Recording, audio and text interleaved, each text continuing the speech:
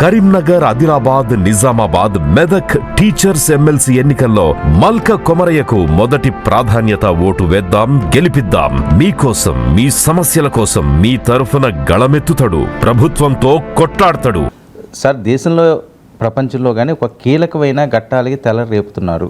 ముఖ్యంగా ట్రంప్ తీసుకుంటున్న వైఖరిలు ఒకవైపు అయితే, ఆయన ఆలోచన సరళి, ఆయన వేస్తున్న అడుగులు, దీని మీద ఎక్కువగా చర్చ జరుగుతున్నది. ఈ నేపథ్యంలో అమెరికా రష్యాతో భేటీ అవ్వడం, అది ఉక్రెయిన్లో శాంతి ఉన్నత స్థాయి కమిటీ ఏర్పాటు చేద్దామని, ట్రంప్ పుతిన్ భేటీకి సంబంధించి ప్రధానంగా అందులో ఉన్న ఇన్సైడ్ ఏంటి సార్? అంటే ఇది హిస్టారిక్ సమ్మిట్ మీరు అన్నట్లు, ఎందుకంటే సౌదీ అరేబియాలో జరిగింది. అమెరికాకు చెందిన విదేశాంగ మంత్రి మార్క్ రుబియో, జాతీయ భద్రతా సలహాదారు national security adviser Mike Waltz, అలాగే మీకు అమెరికా ట్రంప్ ఎన్వాయ్ అయిన స్టీవ్ విట్కాఫ్, ఇలా ట్రంప్ పంపించినటువంటి డెలిగేషను అమెరికాకు చెందిన ఉన్నత స్థాయి డెలిగేషన్. అలాగే రష్యా నుంచి Russian foreign minister Sargi Lavrov పాల్గొన్నారు. సో ఆయన పుటిన్కు అత్యంత సన్నిహితుడు. సో అందువల్ల ఇటు అమెరికా నుంచైనా రష్యా నుంచైనా చాలా కీలకమైన ఉన్నత స్థాయి అధికారులు పాల్గొన్నటువంటి మీటింగ్ అది. ఈ మీటింగ్లో కాంక్రీట్గా అవుట్కమ్ అంటే ఒక్క మీటింగ్లోనే ఎప్పుడు కూడా అదేంటి బటన్ స్విచ్ ఆన్ చేసి ఆఫ్ చేసినట్టు ఉండదు కదా, వెంటనే వారు ఆగిపోయింది అని స్విచ్ ఆఫ్ చేయలేరు. ఈ మీటింగ్లో క్లియర్గా కొన్ని డిసిషన్ తీసుకున్నారు. మొదటి డిసిషన్ ఏంటంటే, అమెరికా రష్యా సంబంధాలలో ఉన్న ఇరిటెంట్స్, అడ్రస్ ద ఇరిటెంట్స్ అన్న పదం వాడారు. అంటే ఇబ్బందుల్ని చర్చించి సమీక్షించుకొని వాటిని పరిష్కరించుకునే ప్రయత్నం చేయాలని. ఆ ఇరిటెంట్స్ అంటే ఏంటి? రష్యా ఉక్రెయిన్ పైన యుద్ధం చేస్తుండడం ఇరిటెంటా, అలాగే దానికి ప్రతిస్పందనగా రష్యా పైన అమెరికా ఆంక్షలు పెట్టడం ఇరిటెంటా, ఇది తేలాలి. Irritants in America Russia relation, ముఖ్యంగా ఉక్రెయిన్ వార్ మొదలయ్యాక రెండు దేశాల సంబంధాల్లో వచ్చినటువంటి సమస్యల్ని పరిష్కరించుకోవాలి అనే ఒక సంకల్పాన్ని వ్యక్తం చేశారు. మన చిన్నప్పుడు పల్లెటూరులో దొరికిన పాలు ఇప్పుడు సిటీలో దొరకటం లేదు. మా ఇంట్లో దీని గురించి మాట్లాడుకుంటున్నప్పుడు కంట్రీ డిలైట్ గురించి తెలిసి, ఉన్నత ప్రమాణాలు ఉన్న ల్యాబ్స్ లో టెస్ట్ చేయించి రోజు రిపోర్ట్స్ ని యాప్ లో అప్డేట్ చేస్తారు. వాళ్ళ విధానాలు చూసి సంతృప్తి చెంది ఇలా రికమెండ్ చేస్తున్నాను. ఇప్పుడే కంట్రీ డిలైట్ యాప్ ని డౌన్లోడ్ చేసుకోండి. Download the country delight app now. ఇది మొదటిది. రెండవది, రష్యా ఉక్రెయిన్ వార్ను ముగించేందుకు అవసరమైన రోడ్ మ్యాప్ను, అవసరమైన చర్యల్ని ఖరారు చేసేందుకు ఒక టీంను ఏర్పాటు చేశారు. అంటే యుద్ధం ఆపటానికి ఒక ఉన్నత స్థాయి బృందాన్ని ఏర్పాటు చేశారు. మూడవది, యుద్ధం అయిపోయాక, అంటే అంత కాన్ఫిడెంట్గా యుద్ధం అయిపోయాక ఏం చేయాలో కూడా అగ్రిమెంట్కి వచ్చారు. యుద్ధం ఆపుతారన్న చిత్తశుద్ధికి అదొక ఉదాహరణ. యుద్ధం అయిపోయాక post war reconstruction of Ukraine, అంటే ఉక్రెయిన్ను యుద్ధానంతర పునర్నిర్మాణంలో ఏర్పడేటువంటి ఆర్థిక, ఎకనామిక్ అండ్ ఇన్వెస్ట్మెంట్ ఆపర్చునిటీస్, దాంట్లో కూడా ఈ రెండు దేశాలు కోఆపరేట్ చేసుకోవాలి అని కూడా అగ్రిమెంట్లోకి వచ్చారు. ఓకే. నాలుగవది, to keep up the engagement, అంటే ఇప్పుడు ఈ ఉన్నత స్థాయి మీటింగ్ జరిగాము, ఈ సంప్రదింపుల్ని, ఈ చర్చల్ని, ఈ ప్రక్రియను మరింత ముందుకు తీసుకెళ్ళాలని. ముందుకు తీసుకెళ్ళడం అంటే మీనింగ్ ఆటోమేటిక్గా ఫారిన్ మినిస్టర్స్ కలిశారు. ఇంకా ముందుకు తీసుకెళ్లాలంటే ఇక దేశ అధ్యక్షులు కలవడమే. అందువల్ల పుటిన్ ట్రంప్ మీటింగ్కు కావాల్సినటువంటి సమిట్ మీటింగ్ కావాల్సిన ఏర్పాట్లు చేయడం.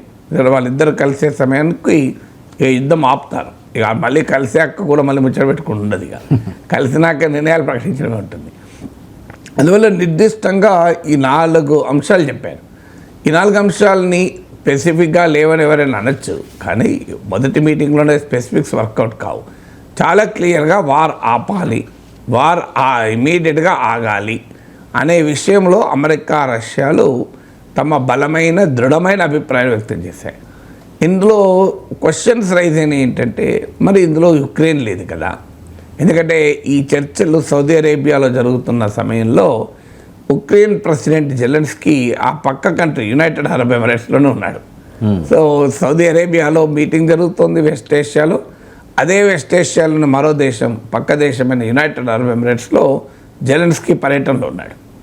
సో అందువల్ల అక్కడే ఉన్నా కూడా జెలెన్స్కీని ఇన్వైట్ చేయలే. అంటే చిక్కడపల్లిలో మీటింగ్ జరుగుతుంటే నారాయణగౌడలో ఉన్నాడు. నారాయణగౌడ బ్రిడ్జ్ దాడితే చిక్కడపల్లి వస్తుంది, కానీ జెలెన్స్కీని పిలవలేదు, జెలెన్స్కీ పోలేదు. సో జెలెన్స్కీకి నో ఇన్విటేషన్. సో అలాగే యూరప్కు నో ఇన్విటేషన్. యూరప్ వాళ్ళు అందరూ కూర్చొని ప్యారిస్లో సమావేశమయ్యారు. సో యూరప్ చాలా ఆందోళన కూడా వ్యక్తం చేసింది. మా గడ్డపైన యుద్ధం జరుగుతుంటే అసలు మేము పేపర్లలో చూసి తెలుసుకోవడం ఏంటి మా పరిస్థితి, ఆడ ఏం జరుగుతుందని మాకు తెలియదు, డైరెక్ట్గా మేము కూడా మీడియాలో చూసి తెలుసుకోవాల్సి వస్తుంది అని యూరోపియన్ లీడర్స్ వ్యక్తం చేశారు. దానికి అమెరికా ఇచ్చిన సమాధానం ఏంటంటే ఇది ప్రిలిమినరీ మీటింగు, ఖచ్చితంగా యూరోప్ను యుక్రెయిన్ కూడా ఇన్వాల్వ్ చేస్తామని. మరి ఇన్వాల్వ్ ఏ దశలో చేస్తారు? ఇన్వాల్వ్ చేయడం అనేది రకరకాల దశల్లో ఉంటాయి.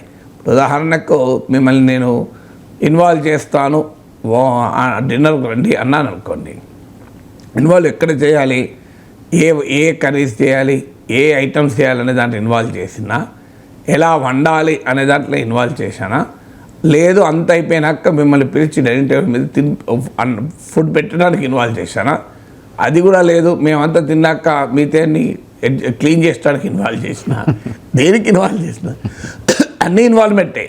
సో మీరు ఏ దశలో ఇన్వాల్వ్ అయ్యారు అన్నది కీలకం కదా. సో ఇప్పుడు లాస్ట్కు అమెరికా రష్యా ఒక డీల్ కుదుర్చుకొని ఇంకో ముఖాన కొట్టి దీని ప్రకారం నడువు అని చెప్పడం ఇన్వాల్వ్మెంటా, లేదా డీల్ ఎలా ఉండాలనే దాంట్లోనే ఇన్వాల్వ్మెంట్ అనేది కీలకం. సో అందువల్ల అది తెలియదు. ఇప్పుడు యూరప్ ఉక్రెయిన్లో ఇన్వాల్వ్మెంట్ ఎలా ఉంటుంది తెలియదు. ఉక్రెయిన్ ఇప్పటికే ప్రకటించింది జెలెన్స్కీ, మాకు సంబంధం లేకుండా, మా ప్రమేయం లేకుండా, మా భాగస్వామ్యం లేకుండా మా గురించి చర్చించే చర్చల్ని మేము గుర్తించము, దాని గురించి అక్కడ జరిగే ఒప్పందాలు మేము గుర్తించము అన్నాడు. కానీ జెలెన్స్కీ మాటలన్నా తీసి కాదు, అది గుర్తించక ఏం చేస్తాడు? ఒక్కసారి అమెరికా ట్యాప్ బంద్ చేస్తే వాటర్ లేదు నాకు.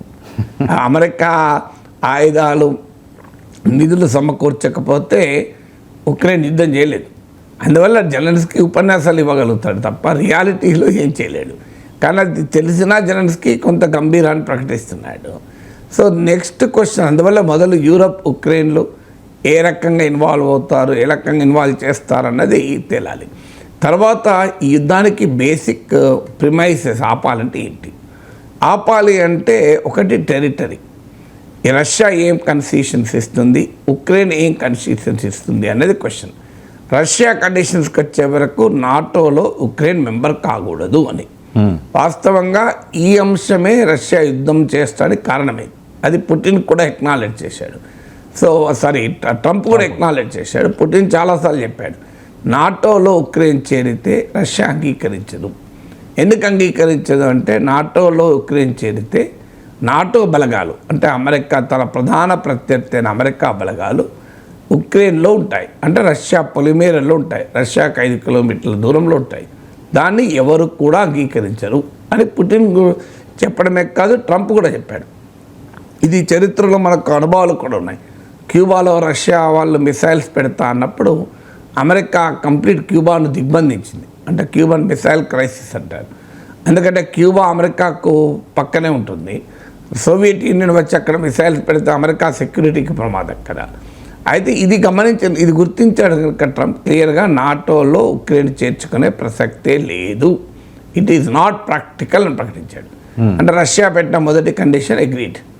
తర్వాత ఉక్రెయిన్ యూరోపియన్ ఎకనామిక్ యూనియన్లో చేరడం, యూరోప్లో ఎకనామిక్ ఇంటగ్రేషన్ చేయడం, దీన్ని కూడా మరి రష్యా అంగీకరిస్తుందా అనే చర్చలు వచ్చింది. కానీ నిన్న రష్యా ప్రకటించింది ఏంటంటే అంగీకరిస్తాం, ఒక సావరెన్ కంట్రీ ఏ గ్రూపింగ్లో చేరొచ్చు, ఎకనామిక్ ఇంటగ్రేషన్కి మేము వ్యతిరేకం కాదు, సెక్యూరిటీ అలయన్సెస్లో చేరినప్పుడు మాత్రమే మాకు కన్సర్ను అని స్పష్టం చేసింది. అంటే ఉక్రెయిన్ యూరోపియన్ యూనియన్లో కలవడాన్ని రష్యా అంగీకరిస్తుంది, వ్యతిరేకించదు, కానీ నాటోలో చేరడాన్ని వ్యతిరేకిస్తుంది అని. సో ఇలా ఒక్కొక్క రష్యా కొన్నిట్లో ఒప్పుకుంటోంది. అయితే మెయిన్ ఇష్యూ ఎక్కడ వస్తుంది అంటే రష్యా ఆక్రమించుకున్న territory. Russia 20 to 30% of Ukraine టెరిటరీని ఆక్రమించుకుంది. 2014లోనే క్రిమియాను ఆక్రమించింది. ఇప్పుడు ఈ 22లో ప్రారంభమైన యుద్ధంలో ఈ 3 ఏళ్లలో మరికొంత భూభాగాన్ని ఆక్రమించింది. లుహాన్స్క్ అని, డొనెస్క్ అని, డాంబాస్ అని ఈ మన పేపర్లలో చూస్తున్నాయి ఈ పేర్లు. సో ఈ ప్రాంతాలని రష్యా ఆక్రమించింది. ఎందుకంటే యుక్రెయిన్కు ఉన్న క్యారెక్టర్ ఏంటంటే ఉక్రెయిన్ రష్యా బార్డర్లోమో రష్యన్ మాట్లాడే ప్రజలు ఉంటారు ఎక్కువ మంది, అటువైపు వెస్ట్రన్ బార్డర్ అనుకుంటాను, ఉక్రెయిన్కు పోలాండ్ అటువైపు ఉన్న బార్డర్లోమో యుక్రెయినియన్ భాష మాట్లాడే వాళ్ళు ఎక్కువ ఉంటారు. ఈ రష్యన్ భాష మాట్లాడే ప్రజల్లో రష్యన్ కల్చరు, రష్యన్ ఇన్ఫ్లుయెన్స్ ఎక్కువ ఉంటుంది. అందులో కొన్ని ప్రాంతాలు అయితే రష్యాలో విలీనం కావాలన్న డిమాండ్లు, రెఫరెండములు అవన్నీ కూడా జరిగాయి. అందువల్లనే ఉక్రెయిన్లో రష్యాకు దగ్గరలో ఉన్న ప్రాంతంలో కొంత భూభాగాన్ని రష్యా ఆక్రమించింది. అలాగే రష్యాలోని ఒక చిన్న ప్రాంతం కురుస్క్ అనే ప్రాంతాన్ని ఉక్రెయిన్ కూడా ఆక్రమించింది. జెలెన్స్కీ ఏమంటాడంటే మేము ఆక్రమించుకున్న ప్రాంతం ఇచ్చేస్తాం, మీరు ఆక్రమించుకున్న ప్రాంతం ఇచ్చేయండి అని. సమస్య ఏంటంటే ఉక్రెయిన్ ఆక్రమించుకున్న ప్రాంతం చాలా చిన్నది, రష్యా ఆక్రమించుకున్న ప్రాంతం చాలా పెద్దది. అందుకు రష్యా అంగీకరిస్తుందా అనేది క్వశ్చన్. మరి రష్యా అంగీకరించినప్పుడు ఉక్రెయిన్ తన ల్యాండ్ వదులుకుంటుందా? ట్రంప్ ఏమంటున్నాడు? వదులుకోమని చెప్తున్నాడు. ఎందుకని ఆయనది కాదు కదా ట్రంప్ ఏంటంటే అమెరికా ల్యాండ్ అయితే వదులుకోడు, వదులుకోకపోగా పనామా కెనడా నాకు కావాలంటాడు, డెన్మార్క్ నా గ్రీన్లాండ్ కావాలంటాడు, కెనడా కావాలంటాడు. కానీ అమెరికా తనకోమో అన్నీ కావాలంటాడు ట్రంప్. కానీ ఇక్కడ మాత్రం ఉక్రెయిన్ వదులుకో అంటున్నాడు, ఏమన్నది వదిలేసేరాదంటున్నాడు. సో ఇప్పుడు ఉక్రెయిన్ ఆ ల్యాండ్ వదులుకుంటుందా పీస్ కొరకు అని. తర్వాత మరి ల్యాండ్ వదులుకున్నా కూడా నెక్స్ట్ క్వశ్చన్ వస్తుంది, మళ్ళీ రష్యా వార్ చేయదని గ్యారంటీ ఏంటి? దీనికి సెక్యూరిటీ గ్యారంటీస్ ఏముంటాయి అని ఉక్రెయిన్ అడుగుతుంది. ఎందుకంటే గతంలో ఇచ్చిన గ్యారంటీలు విఫలమయ్యాయి. మిడ్ 90s గార్బచోవ్ ఉన్న రోజుల్లోనే అగ్రిమెంట్ ఒకటి కుదిరింది సోవియట్ విచ్ఛిన్నమైన సమయంలో. ఆ అగ్రిమెంట్ ప్రకారం ఉక్రెయిన్ దగ్గర అణ్వాయుధాలు ఉండే. వాస్తవంగా సోవియట్ యూనియన్ అణ్వాయుధాల్లో రష్యాలో కొన్ని ఉంటే ఉక్రెయిన్లో కొన్ని ఉండే. ఉక్రెయిన్ అణ్వాయుధాలు వదులుకున్నప్పుడు అమెరికా, యూరప్, రష్యా కలిసి యుక్రెయిన్కు ఒక గ్యారంటీ ఇచ్చాయి, నీ సెక్యూరిటీకి మేము హామీ అని. కానీ హామీ ఇచ్చిన రష్యానే యుద్ధం చేసింది. కారణం ఏంటంటే హామీ ఇచ్చిన అమెరికా, యూరప్లు ఉక్రెయిన్ తమ మిలిటరీ కూడంలో చేర్చుకునే ప్రయత్నం చేశాయి. అగ్రిమెంట్ ఏంటంటే ఉక్రెయిన్ న్యూట్రల్ కంట్రీగా ఉంటుంది, ఉక్రెయిన్ యూరప్కు రష్యాకు మధ్య బఫర్ జోన్గా ఉంటుంది, అది దాటి అమెరికా, యూరప్ రాదు రష్యా వైపు అని అగ్రిమెంట్. సో కానీ ఆ అగ్రిమెంట్ను ఉల్లంఘించి గర్బచోవ్కి ఇచ్చిన హామీ అమెరికా ఏంటంటే మా నాటోను తూర్పు వైపుగా మేము ఎక్స్పాండ్ చేయము అని. కానీ తూర్పు వైపుగా ఎక్స్పాండ్ చేయడమే కాదు, చెప్పిన దానికి భిన్నంగా ఉక్రెయిన్ కూడా కలుపుకునే ప్రయత్నం చేశారు. అక్కడ రష్యాకు మండింది. సో మీరు ఇచ్చిన హామీ ఏంటి? మీరు తూర్పు వైపు రానన్నారు, ఆఖరికి మీకు మాకు మధ్య ఉక్రెయిన్ అన్న బఫర్ జోన్గా ఉంటుందన్నారు. అది లేకుండా మీరు ఉక్రెయిన్ కూడా చేర్చుకుంటే మేము ఎందుకుంటామని యుద్ధం మొదలైంది. సో అందువల్ల ఇప్పుడు ఆ యుక్రెయిన్కు సెక్యూరిటీ మరి ఏంటి నెక్స్ట్? ఇక్కడ జెలెన్స్కీ యుక్రెయిన్ అడుగుతున్నది ఏంటంటే అమెరికా ట్రూప్స్, అసలు ఉక్రెయిన్ అడుగుతున్న మొదలు మాకు నాటో మెంబర్షిప్ ఇవ్వండి. నాటో మెంబర్షిప్ ఇస్తే గ్యారంటీ. ఎందుకంటే నాటో ఒప్పందం ప్రకారం నాటోలోని ఏ సభ్య దేశం పైన దాడి జరిగినా మిగతా దేశాలన్నీ తమ పైన దాడి జరిగినట్టే భావిస్తాయి. అందువల్ల నాటోలో ఇటీవల స్వీడన్ చేరింది, ఫిన్లాండ్ చేరుతుందంటోంది. అప్పుడు ఒకవేళ స్వీడన్ పైన ఎవరైనా యుద్ధం చేస్తే అమెరికా నా పైన యుద్ధం చేసినట్టు భావిస్తుంది, జర్మనీ నా పైన యుద్ధం చేసినట్టు భావిస్తుంది, బ్రిటన్ నా పైన యుద్ధం చేసినట్టు భావిస్తుంది, ఫ్రాన్స్ నా పైన యుద్ధం చేసినట్టు భావిస్తుంది. అందువల్ల నాటోలో మెంబర్షిప్ ఉంటే నాకు గ్యారంటీ రష్యా వాడు జోలికి రాడని. అది రష్యా అంగీకరించలేదు, పుటిన్ మన ట్రంప్ అంగీకరించలేదు. ఎందుకంటే అసలు మీ మూలమే అక్కడే కదా, అది అయిపోయింది. ఇక నెక్స్ట్ ఏంటి? మరి మాకు రష్యా వాళ్ళు వచ్చి దాడి చేయకుండా మీరు ఏం చేస్తారు అంటే అమెరికా బలగాలు, యూరోపియన్ బలగాలు కలిసి మాకు సెక్యూరిటీ ఇవ్వాలి అనేది జెలెన్స్కీ వాదన. అందుకు అమెరికా సిద్ధంగా లేదు. మా బలగాలు పంపము, మా డబ్బులు ఇవ్వము, మా ఆయుధాలు ఇవ్వము, నీ దగ్గర ఏముంటే తీసుకుంటాం అంటే అంటాం. ట్రంప్ ఇది బిజినెస్ మ్యాన్, ఆయన ఏమి ఇవ్వడు, ఆయన తీసుకుంటే ఉంటుంది. అందువల్ల ట్రంప్ వాదన ఏంటంటే ఎట్టి పరిస్థితుల్లో అమెరికా బలగాలు ఇచ్చే ప్రసక్తే లేదు. మరి నెక్స్ట్ ఏంటి? యూరోప్ బలగాలు. యూరోప్ బలగాలు కూడా ఏం చేస్తాయి? దాన్ని బ్రిటన్ ప్రైమ్ మినిస్టర్ ప్రకటించాడు, మేము యూరోప్ బలగాలు పంపించినా అవి రష్యాతో కొట్లాడవు, శాంతిని మాత్రమే నెలకొల్పుతాయి అంటాడు. సో రష్యాతో కొట్లాడినప్పుడు శాంతి ఎక్కడికి వెళ్ళొస్తుంది? రేపు రష్యా వారు చేస్తానంటే కాపాడమనే కదా పెట్టేది, మీరు చేంజ్ చేస్తారు. లేకపోతే అలా అంతేకాకుండా యూరోప్ యొక్క సైన్యం తక్కువది, యూరోప్ డిఫెన్స్ మీద స్పెండ్ చేసేది కూడా తక్కువే. అందువల్ల యూరోప్ తనను తాను కాపాడుకుంటే కష్టమవుతుంది ట్రంప్ కాలంలో. ఇక ఉక్రెయిన్కి ఏం రక్షణ కల్పిస్తుంది? అందువల్ల ఈ సెక్యూరిటీ గ్యారంటీలు చర్చించాలి. నేను అమెరికా కూడా ప్రకటించింది 2 అంశాలు ఉన్నాయి. సెక్యూరిటీ గ్యారంటీస్ ఒక కీలకమైన అంశం, అలాగే మీకు ఈ కన్సెషన్స్ ఒక కీలకమైన అంశం. దీనిపైన చర్చించాలి అని చెప్పారు. సో ఆ తర్వాత నెక్స్ట్ స్టేజ్ ఏమొస్తుంది? ఉక్రెయిన్ పునర్నిర్మాణం. ఎందుకంటే వారంలో దెబ్బతిన్నది. దీని పునర్నిర్మాణానికి అయ్యే భారం ఎవరు మోయాలి? అమెరికా ఏమంటుందంటే మేమేమీ పెట్టుకోము, కానీ మీ దగ్గర ఉన్న టైటానియం ఎత్తుకెళ్తాం, యురేనియం ఎత్తుకెళ్తాం, లీథియం ఎత్తుకెళ్తాం, ఉక్రెయిన్లో ఉన్న మినరల్స్లో మాకే వాటా కావాలి, ఉక్రెయిన్లో ఇన్ఫ్రాస్ట్రక్చర్ నిర్మాణంలో కాంట్రాక్ట్లు మాకే ఇవ్వాలి అని ట్రంప్ బిజినెస్ ఇల్లు మొదలు పెడుతున్నాడు. అంటే ఏమీ ఇవ్వము కానీ అన్నీ తీసుకుంటామని. ఎందుకు? మేము పెద్ద మనిషి కూర్చొని మేము అన్ని పరిష్కరించినాం కదా అంటున్నాడు. సో పంచాయతీ పరిష్కరించుకుంటే ఊర్లలో ఉంటుంది, పంచాయతీ పరిష్కరిస్తే అందరు కలిసి డబ్బులు ఇస్తే ఈ పెద్దల పంచాయతీలో కూర్చున్న పెద్దలంతా పోయి రాత్రి తాగుతారు. సో అలాంటి అగ్రిమెంట్ ట్రంప్ చెప్పేది. సో నేను మీకు అగ్రిమెంట్ కుదురుతున్నా కదా, మన కట్టిపోవా సెటిల్మెంట్, మీకు రియల్ ఎస్టేట్ సెటిల్మెంట్లు ఉంటాయి చూడండి.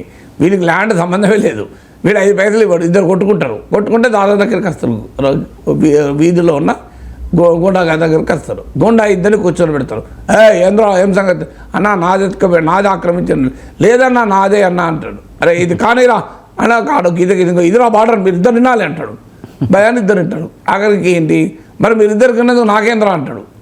అని ఆ వెనకాల తనకు కూడా కొంత లాంటి తీసేసుకుంటాడు. సెటిల్మెంట్లు ఇవన్నీ. సో ఈ సెటిల్మెంట్ వ్యవహారం చేస్తున్నాడు, రియల్ ఎస్టేట్ మనిషి కదా. సో అన్ని సెటిల్మెంట్లే ట్రంప్ వ్యవహారం. సో ట్రంప్ సెటిల్మెంట్ ఏంటంటే, నేను మరి రష్యాతో మాట్లాడినా, యుద్ధం ఆపినా నీకు, అందువల్ల నువ్వు ఏం చేయాలంటే నీ దగ్గర ఉన్న మినరల్స్ నాకే ఇచ్చేయాలి, నీ దగ్గర ఉన్న కాంట్రాక్ట్ని నాకే ఇచ్చేయాలి అంటున్నాను. అదేంటి మీ డబ్బులు ఇవ్వమంటారు, ఇవ్వం, ఆయుధాలు ఇవ్వమంటే ఇవ్వం, బలగాలు ఇవ్వమంటే ఇవ్వం, గ్యారంటీలు ఇవ్వమంటే ఇవ్వం, అయినా మొత్తం మాకేయాలన్నా మరి నేను సమస్య పరిష్కరించిన కదా అంటాను ట్రంప్. సో అందువల్ల దీనికి మరి ఉక్రెయిన్ ఏం చేయాలి, యూరోప్ ఏం చేయాలి అనేది క్వశ్చన్. కానీ ఓవరాల్గా చూసుకున్నప్పుడు it is a significant move. ఎలా ఉంటుంది ఒప్పందం, ఎలా ఉంటుంది, చివరకు ఉక్రెయిన్ను ముంచేసి ట్రంప్ పుటిన్తో పెట్టుకుంటాడు. ఇది జరగబోయేది. ఇది ఆఫ్ఘనిస్తాన్లో చూసాం అందరం. ఆఫ్ఘన్లో 20 ఏళ్ళు ఒక ప్రభుత్వానికి మద్దతు ఇచ్చిన అమెరికా చివరకు తాలిబాన్కి ఆఫ్ఘనిస్తాన్ అప్పచెప్పేసి రాత్రి వెళ్ళిపోయింది. ఇక్కడ కూడా అదే జరుగుతుంది. బహుశా యుక్రెయిన్ పుటిన్కి అప్పచెప్పినా ఆశ్చర్యం లేదు, జెలెన్స్కీ పారిపోయినా ఆశ్చర్యం లేదు. జెలెన్స్కీ ఉంచి ఆ ఉక్రెయిన్ ఉన్న మినరల్స్ అన్నీ అమెరికా లాక్కపోయినా ఆశ్చర్యం లేదు. ఏం జరుగుతుందో చూడాలి. బట్ ఒకటి మాత్రం నిజం, యుద్ధం అయితే ఆగే వాతావరణం అయితే కనబడుతుంది. Trump is very firm, Putin is cooperating కనుక యుద్ధం ఆగే దిశగానే అడుగులు పడుతున్నాయి. ఆగిన దానికి మూల్యం ఎవరు చెల్లించాలి, who should pay the cost for ending war అన్నది చూడాలి. ఖచ్చితంగా ఇప్పుడున్న వాతావరణం చూస్తే the cost of ending war will be born by Europe and Ukraine, ముఖ్యంగా ఉక్రెయిన్. అంటే ఈ యుద్ధాన్ని వల్ల నష్టపోయింది ఉక్రెయిన్, యుద్ధం ముగించడానికి కుదిరిన ఒప్పందం వల్ల కూడా నష్టపోయేది ఉక్రెయినే. సో ఉక్రెయిన్ పరిస్థితి ఏంటి అంటే, అమెరికా పైన నమ్మి, అమెరికా పైన ఆశపడి రష్యా లాంటి బలమైన దేశంతో పెట్టుకున్నాడు. ఇవాళ అనుభవించే పరిస్థితి వచ్చింది.